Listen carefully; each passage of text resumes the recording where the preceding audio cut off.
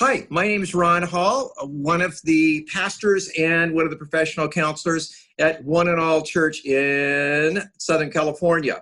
I'm here with Jill Stanton and Donna Horn, two of our other professional counselors today, and we want to talk to you about an epidemic that's even bigger within the COVID-19. You might think COVID-19 is the biggest thing that we've ever experienced, and I would agree with you. But there's something bigger, an epidemic that's been around for a very long time that is probably triggering this bigger epidemic than the COVID-19 stuff that you may be going through. And that's called stress and anxiety. And so with stress and anxiety, if all this stuff and the changes that are happening trigger you in this area, you are going to not be operating well in your life. You're not going to be keeping balance. And so we're going to talk a little bit about that today. What we're going to do is tackle a few steps that we can do, very practical steps that you can do to handle stress and anxiety when you recognize it. And so Jill and Donna and I are going to be having this discussion. So let's jump right in. One of the first steps that you need to do is realize in the first place that you've got some stress and anxiety going on. Now, how can you figure that out? Well, number one, you need to know that you're experiencing maybe some of these things: restlessness, feeling keyed up or on edge, being easily fatigued, difficulty concentrating or mind going blank, irritability, muscle tension. Sleep disturbance, could be difficulty falling asleep, could be difficulty staying asleep, or unsatisfying sleep, or just feel like your mind's going blank. Let me tell you just a quick story about me. I've been a professional counselor for quite a few years, but I have to tell you, there were several years ago that I decided to stop managing my stress and anxiety. I remember my dad was in a rest home, and that was very stressful. I had a new baby in the house. We didn't have much money. I was working myself actually into more and more stress. And I remember feeling a lot of numb feeling. And I just said to myself, I'm not going to manage it anymore. It is what it is. I'm just going to work. I don't care anymore. I'm just going to go for it.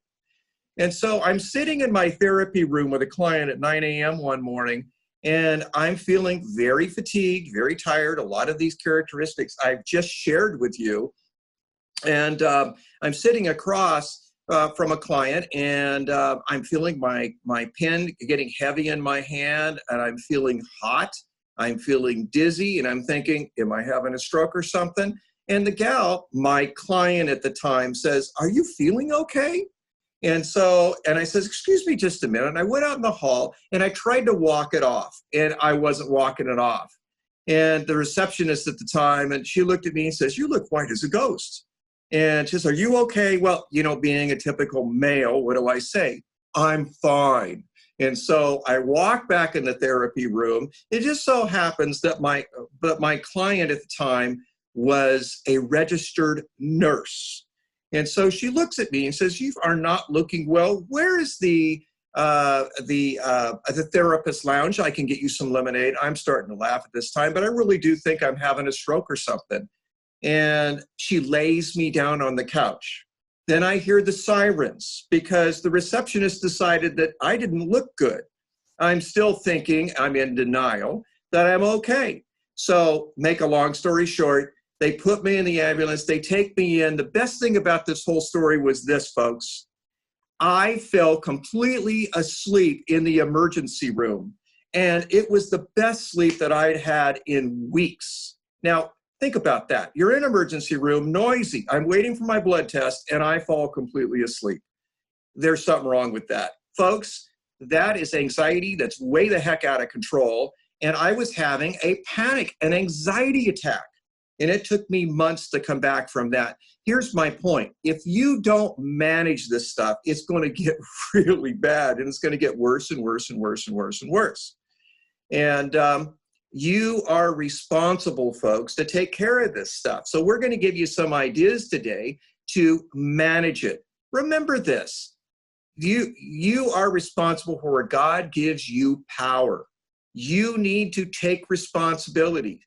By praying and magically for it to go away, it's not going to happen. And so we're going to mention some stuff to you today. And so number one, you need to know these symptoms. And I would suggest that you would put it on a scale of 0 to 10 to ask yourself. Ask it now. 0, no distress whatsoever. 10 is, man, as I'm listening to Ron and his story, man, I'm at a 9. Well, you need to address it. I would say at least if you're above a 5, you're probably going to need some assistance. And I'm hoping that we will start that assistance today. Enough of my babbling. Let's go. Let's talk a little bit about some practical steps. Jill, can you tell us a little bit about, you've been doing this for years, this stress stuff, and helping people with it. Tell us a little bit about what we can do. Absolutely. I'm going to try to go over a few practical ways if you're noticing that you're having some either immediate or just are experiencing any level of stress, anxiety. I'm just going to go over some practical things you can do. And first, I kind of want to put a biblical frame around this just to begin this conversation. And there's 2 different ways I want to do that. And one is to this idea of the Sabbath. And that is that even God took a rest, right? You know, it was this that we need to take a breath. We need to take rest. We need to step back. It doesn't need to be one, the ratio of 1 day out of the 7, but we need to recognize when we do need that break that we were created to need and have and take to function, and removing ourselves from our regular tasks to be able to do that and to take a pause. The other verse I want to talk about was Isaiah 41:10. Do not fear, for I am with you. Do not be dismayed, for I am your God. Fear happens, but he's saying, turn from the fear. Look at me. I'm the constant. He doesn't say he's going to take away everything that's causing the fear. He's saying, I am your God. I am with you. So I wanted to kind of start with that, as he is our constant. And I'm going to talk about a few practical ways, again, to address what the fear, the anxiety could be feeling like or looking like. But just have that image in your head of the God who's wanting us to take a rest, to step back. The first thing is just deep breathing. And this could almost sound like something to just gloss over because we all know that it's good. But really, during periods of anxiety, our body triggers what's called stress response, and our breathing becomes very shallow, and our heart rate goes up, and our entire body is now reacting, not just our mind. And the best thing we can do is to take a breath and to take a step back, remove yourself from the situation, sit down and take some really deep intentional breaths in through your nose, out your mouth, and to do that several times, and ideally for a few minutes. And that will immediately have not only a mental, but a physical reaction of reducing the level of stress you're feeling in your body and in your thoughts and in your mind. Another thing, so that was some deep breathing. Another thing is something that we therapists call progressive muscle relaxation. And I kind of want to explain a little bit of what that looks like, but I encourage you, if this is something that sounds like it would be useful to you, there's a lot of guided videos or guided ways that someone can kind of walk you through this, YouTube, or you can even look up kind of a script of what to follow to kind of do this. But I want to briefly let you know the process of it. And it's really it's another exercise, kind of like deep breathing, that reduces stress and anxiety in your body, but it focuses on each muscle group. So first you start with taking a few breaths, and then you start at your toes, and you curl your toes and you tense them, and then you hold them for a few seconds, feel the tension, and then release them, and feel that immediate response that your body is having. The idea is that you work all of your muscle groups into this exercise. You work your calves, your thighs, your stomach, your chest, your shoulders, your neck, your arms, your hands, and your entire body. And everything is taking turns, taking a time to tense and then relax, and you're focusing on what's happening. And to finish, to do every muscle in your body at once, to hold it for a few seconds and then feel that immediate relax of all the muscles. And again, it's this idea of turning away from what was causing you stress and bringing your body and your mind into a slower, more intentional way to process and handle what you're going through. Another idea is kind of to focus on changing what is going on with your five senses. And so, when you're thinking, when something seems like it's immediately affecting you, immediately triggering you, to remove yourself if possible and try to go into a new area where there's different things to look at, where there's different things to hear, where there's different smells. Step outside is the perfect place. And to try to engage as many changes in your five senses as you can, and then focus and ask yourself the questions: what am I hearing? What do I smell? What am I tasting? What am I touching? And to really, again, it's kind of this slowing down, this distraction, and it all, again, has not only a physical but a mental response that your body can then continue with a much lower, anxiety and stress to move on from whatever that trigger was. Just a few other things I want to throw out there. One is just to manage your time as realistically as possible. And I'm going to say that will probably look very different than it did prior to COVID, because things are very different now. If you have kids that are not usually home all day, make sure you have a realistic idea of what you can accomplish each day, and not to compare it to a few months ago, because that might not be possible right now, but to look and say, how can I feel like I've accomplished something, not feel like I've expecting too much, expecting too little, but to try to really have a proper view of what you can do in the day. Another thing is to stretch. It's very similar to progressive muscle relaxation, but stretching your body, taking a few moments, and again, it's physical. It's just like stress. It's physical, it's emotional, it's mental, and these exercises help all those things. Music. Turn on music if you're doing an activity that could be triggering. Have a song, a CD playing in the background. Worship music is amazing for this. But whatever works for you, whatever you feel most relaxed by. And this is a big one too, I think, especially right now, is knowing when to put your phone and technology aside.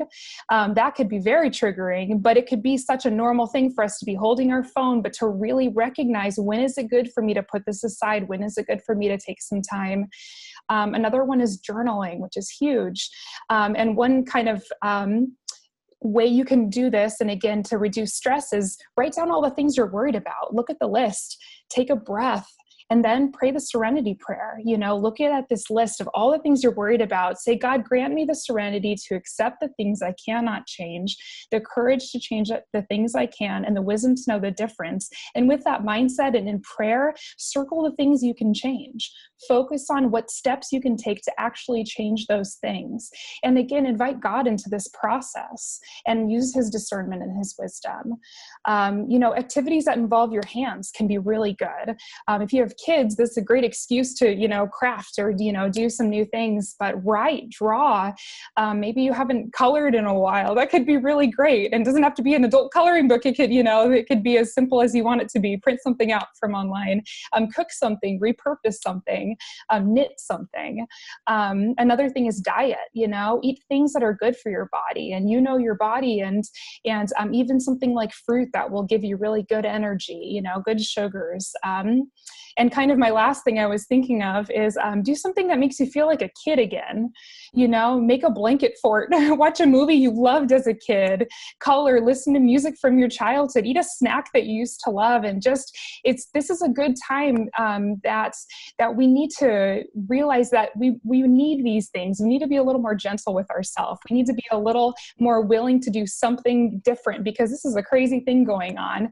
And if any of these things, do what the goal is, which is to reduce stress, reduce anxiety, then start incorporating them as much as you need, as much as your body's telling you that you need these things. So those were a few of my ideas. Hopefully some of those are helpful for people listening to test out. Thank you, Jill, very, very much. Those are great ideas, man. I know I do this for a living, but man, I'm going to start. You gave me some ideas today. Thank you very much. I appreciate that. Donna, you had some ideas too, some practical ways that we could address. Go. Certainly. I'm going to kind of piggyback on Jill and the attitude of the Sabbath. and that God rested. That I want to just expand that a little bit and broaden it for the literal day as much as it is an attitude and a state of mind. And so when we look at stress and anxiety, the two enemies, if you will, that kind of assist them is our mind and our mouth. What we think on, and then what comes out of our mouth in relationship to it. Remember, we're created in his image and his likeness. And so we have to create an environment of peace in our mind as well in our mouth, because we have been given that kind of authority and that power. So when you identify what's going on in your body, I want you to consider what you're saying and what you're thinking at the same time. And it may seem like it's a big task, but some of the things that we're thinking, and it influences how we feel, which influences our behavior. If we have an idea that even with COVID, oh goodness, how am I going to get the toilet paper? That was everybody's idea for a little while. And we kind of ruminate all of that. Then we go into catastrophizing, and then we can't find it anywhere because everybody has gone. And the stress of it has caused their behavior to go and to hoard something. Look how God has provided. We all have access. So one of the ways to kind of alleviate and ameliorate stress is to remember who you are. Remember you're a child of the King. Remember that God is the provider for you. Remember that he is not going to leave you without. He has promised to do that. And you know, like a husband that leaves his father and mother and clings to his wife, well, we know we're the bride of Christ. He's right there. He's not going to leave. So in the midst of these, we didn't have a lot of time, let me say it this way, to prepare for COVID. It kind of just came, and then with it came the thoughts in our mouths, oh my goodness, what's going to happen? But the Bible tells us that there will be stresses, then tribulations and tests that are going to be continuing in our life. And it's not just going to be COVID. Sometimes it can be anything, you know, a lot of circumstances. So we have to begin to just kind of have the consistency of knowing who is in control. We are with these human hands, glory. We're so grateful for them, but we have limitations. Our dependency is on God, so we must wait and trust in him. One of the scriptures that I like is where it tells us, with his love, he will calm all our fears. You know, that's Zephaniah, I believe, 3, and I want to say 17. And, you know, to trust in him, know that he was with us from the beginning, even before the beginning, in our parents' womb and what have you. He knows what these things are happening, when they're going to happen. They didn't take him by surprise. Whatever it is, the gas bill, the light bill, you know, illness or what have you, he's knowledgeable about it. And I like Mark 4. I want to say it's down in the 25, 35-ish in there. I'm sorry, I didn't have book, chapter, and verse, but it's the story of Jesus saying, let's go to the other side. And he and his disciples get in a boat, and guess what? Storms. Those kind of things in life that we're looking at that would be equivalent to COVID. But in the midst of that, we see our Savior in the boat on a pillow asleep. I always imagine him just knocking it out. You know? But he's rested and he's at peace. And the truth is, if I'm in the boat with him and he's asleep, I need to lay my head on his shoulder and rest. But I can't do that if I haven't prepared. So how do I prepare for the future? Well, I maintain that relationship, and I maintain it by staying in the Word and having scriptures that support the peace of mind. when these things come and the feelings come, the tingleness, the heat, the tension in our body, remember he is our peace. Remember, I will keep you in perfect peace, Isaiah 26:3. If you keep your mind stayed on me. And Jill said it already, transition your focus from what the anxiety is to who you are and whose you are. I may have limitations, but my God has none. So we want to do that. Additionally, emotional support. You know, pastors, Pastor Ron, pastors Jeff, pastor, pastors on the team. God has blessed us to not do this journey alone. So those that you know that God has put in your life that are support, sometimes just taking that and sitting with them and communicating it is another way to release that stress. He made people to help people. I love the early church where everything became common and what you needed, I needed, and if I had it, you had it, half a sandwich theory. You remember that one? And it takes away all of, a lot of, if not all, of how am I going to do it? Because we were not created to do it alone. So with God there with us, with emotional support, and then don't forget to use another way to alleviate your mind, and that is through prayer. Talk with him, trust him, tell him exactly what is going on. When we do that, we exchange the yoke. That burden, that anxiety. He said to cast all of our cares upon him, 1 Peter 5:7, because he cares for us. Guess who can handle it when I can't? That good Savior of ours, that God, that wonderful creator God who cares about us is there.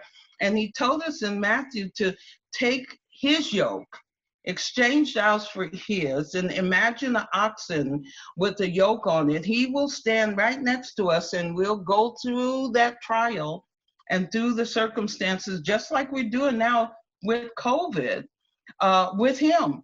And we will find the peace. Remember that his mercies are renewed every morning. It was Lamentations. It is of the Lord's mercies that we are not consumed, because his compassions fail not. They are new every morning. Great is his faithfulness. Well, we're back to Sabbath. I can be confident in a God who is faithful. David said he never seen the righteous forsaken or a seed begging bread. What am I saying? Everything that creates an anxiety, the stress and the symptoms are things that God has already given us control over. If we rest in him and take a moment to breathe, bring those anxiety symptoms down, and then listen or read or do what Jill has said, find something fun to do. Talk, Donna. And in doing so, the God of peace will be with us. Remember Philippians, be anxious for nothing. That's not his way. But by prayer and supplication with thanksgiving, make your requests known. Specific requests. You're upset about it, specific requests. And then as you're doing that, he even give you instructions on how to think. Whatsoever things are lovely. You start thinking on lovely things. Anxiety is going to disappear. Whatsoever things are pure. If there's any virtue, there's any praise, think on these things. And then there's a promise that God of peace, he'll be with you. Thank you, Donna. Wow. That was great. Jill, Donna, thank you so much for some of those comments. Hey, a lot of these have been mentioned. I have a sheet here called 52 Ways to Reduce Stress in Your Life. This will be available by emailing me, ron.hall, ron.hall, at oneandall, spelled out, .church. If you email me, I will send you the attachment with that. And it's got 52 ways. We mentioned some of these today, but it's all in writing for you if you want it. Hey, a few things that I just want to mention to you. you do need to know what's causing your stress. Let me mention just a few of those as you're assessing where that stress is coming from. You've got to figure that out because you've got to do some problem solving on some of that. It could be result from work, school, personal relationships. By the way, in this day and age, I have heard from first responders, domestic violence is going up and domestic violence reports. In many ways, we're not used to being locked in our homes with our loved ones. It's the best of, but it can be the worst of. And one thing you need to do is have some personal space and be assertive to say when you need that personal space. For me, it was my commute. My commute is gone, and I've noticed it's raised my irritability a little bit, not having that debrief time before I get home. So I would encourage you to consider that and get some help as you need it for you and your loved ones. Emotional trauma, financial concerns, stress caused by chronic or serious medical condition, a major event or performance, side effects of certain medications, alcohol consumption, drugs such as cocaine, things like that. Amphetamines is going to raise your anxiety, folks, and you need to be aware of that. Lack of oxygen, we've talked about that today. And also, we've mentioned many of the self-treatments. And if you feel like you're suicidal, you need to pick up the phone and call 911 or visit your local emergency room. Do not wait. You're welcome to call us. I do the intakes. If you want professional counseling, you're welcome to email me at ron.hall@oneandall.church. And I'm glad to connect you with one of our counselors or get you some help. But please go to the emergency room if you've got any suicidal ideations. And I just want to thank all of you for being with us. If you have questions, we will be answering some of those questions. You're welcome to email me or whatever I can do to help, whatever we can do to help. These two lovely ladies are available to see you, and we can talk to you about that. Remember other resources we have. We have the community groups. Do not be left out there alone right now. Be with people who care and get involved with one of our community groups. And I think we've got over 2,000 people in community groups at this point and growing. Please be part of that. Also, we've got life coaches. If it's not on a counseling level and it's a present issue you need to identify and make forward motion, our life coaches are available. Go online to our website /care, and you can sign up for that. We've got many resources on our website. And outside of our church, we have many resources that we can give you. Simply give us a call. Thanks for joining us. And thank you, Jill and Donna, for joining me to help our community. Thanks. God bless. God bless.